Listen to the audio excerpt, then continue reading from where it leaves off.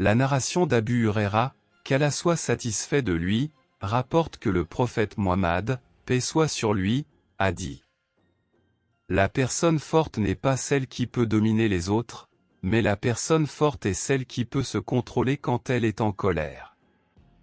Sahih al-Bukhari, livre 73, hadith 135.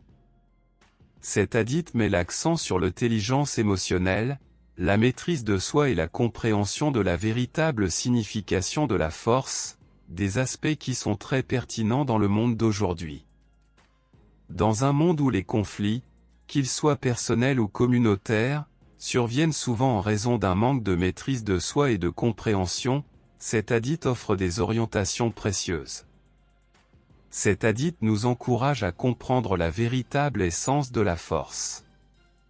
Selon elle, la force ne consiste pas à nuire aux autres ou à commettre des péchés dans des accès de colère, la force réside plutôt dans la capacité à contrôler sa propre colère.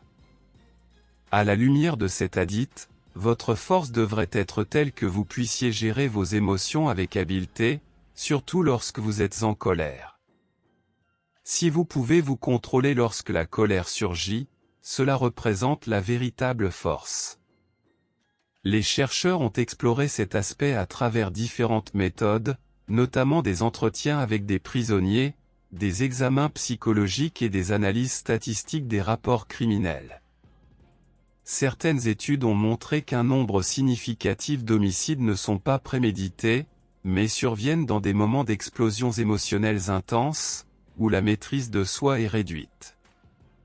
De même, de nombreux problèmes sociaux, tels que la violence domestique ou les conflits politiques, sont des situations où les gens agissent sous le coup de la colère et des émotions incontrôlées.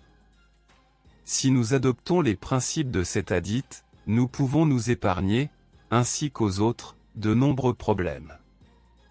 En conclusion, cet hadith souligne l'importance de la maîtrise de soi et de l'intelligence émotionnelle pour définir la véritable force.